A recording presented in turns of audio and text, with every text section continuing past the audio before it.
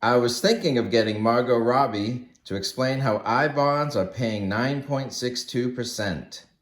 Instead, I'll do my best to explain how they work, as I've been buying them myself for the past 6 months. I've got a chalkboard and I've got the receipts. Welcome to Silver Heist. Thank you to our returning subscribers and guests. We are a channel that likes to hold physical gold and silver.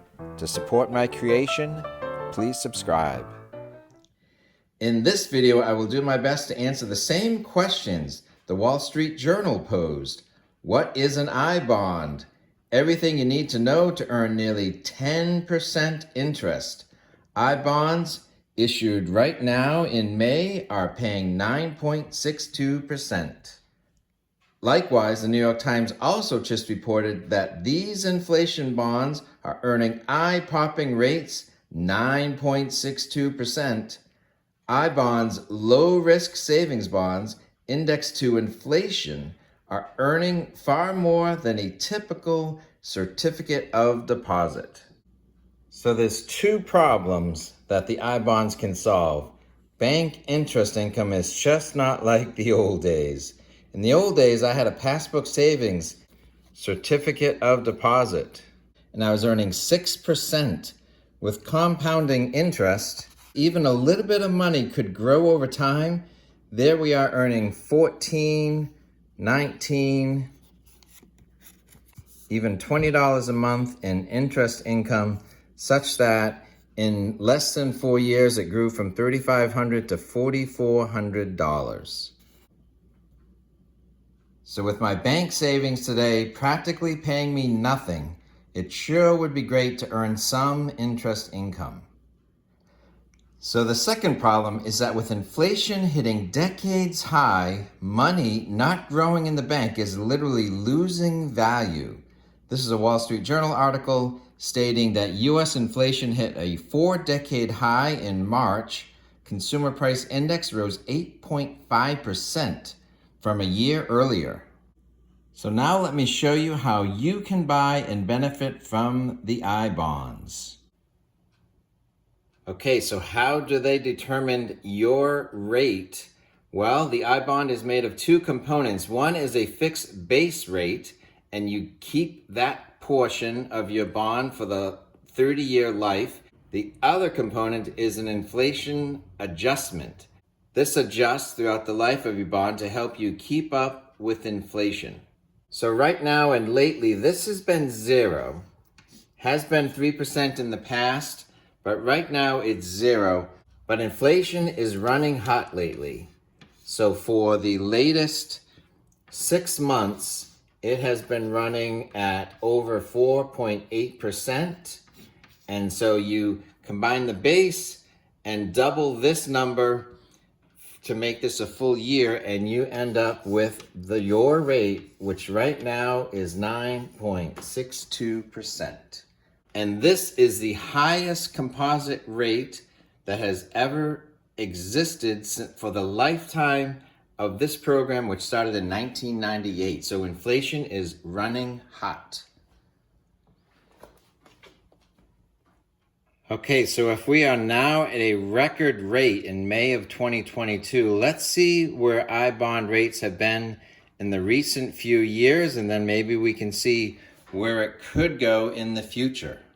So in the past, the Federal Reserve policy is to keep inflation under 2%. So the I bond was in 2020 just over 1% in May, and it was climbing a little to 1.68% later that year. So inflation took a turn for the worse in 2021, and the I bond rates kept up. So in May 2021, the rate paid was 3.54%, and then by November of 2021, it increased to 7.12%.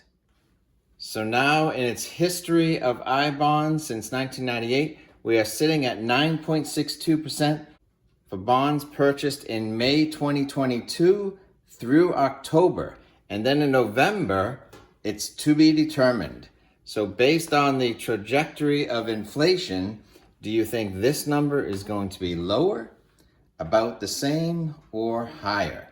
But the one thing you can count on is for 6 months, you will lock in a rate of 9.62% guaranteed.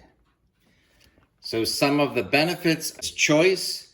They come in increments anywhere from $25 to $10,000. So it earns interest right away, but I think it's compounded every 6 months.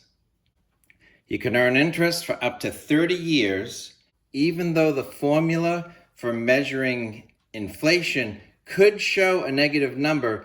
The interest rate on an I bond is never negative, which means the principal can never decrease. And the value of this agreement is guaranteed by the USA. And I know you might be thinking, oh no, I can't trust them. The US has never defaulted on a debt obligation. They owe money to people all around the world. So who do you think would be more angry about a debt default? The American middle class or the Chinese Navy? So if that ever happened, we got bigger problems than getting our money back.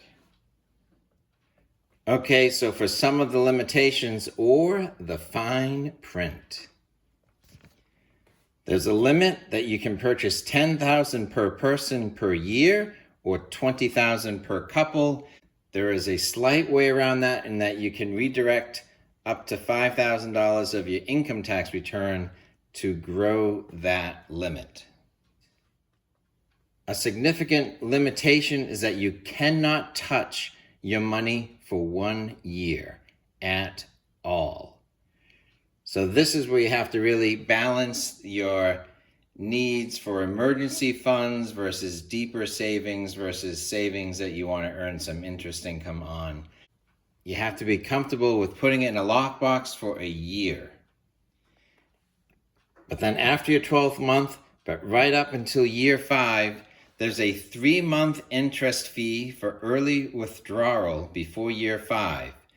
But if you're getting 0% in your bank now, or virtually 0%, a 3-month penalty is a small price to pay to gain access to that 9+% interest income we're getting now.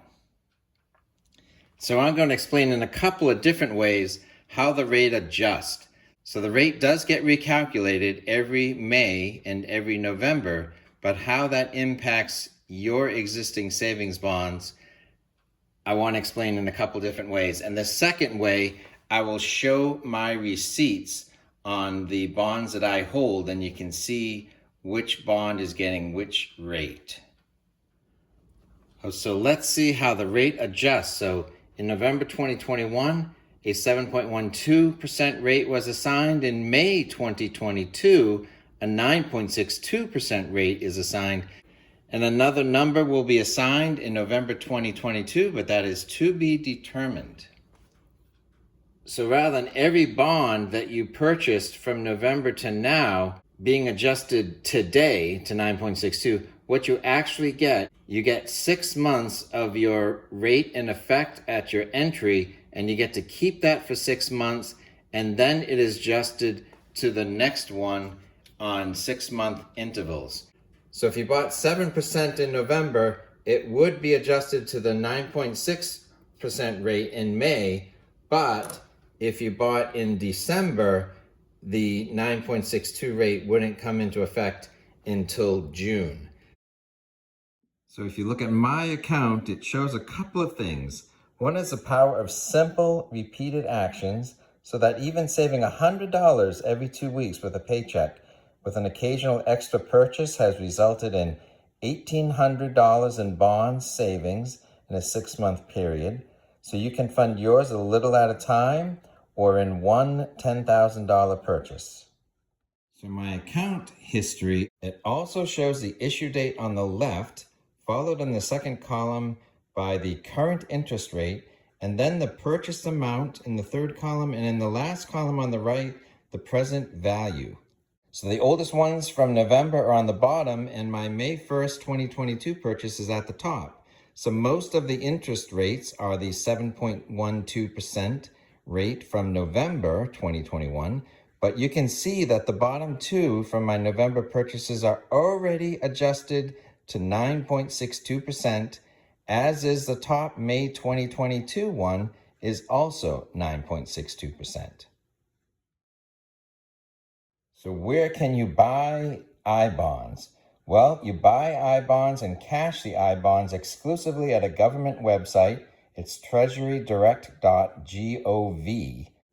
If you go to the home screen and look for this green Toward banner, it will help you navigate the site. You need a social security number, a US mailing address, and a bank checking or savings account to link your payments for your I-bond purchases. There's been a few great Wall Street and finance movies, Margot Robbie and The Big Short.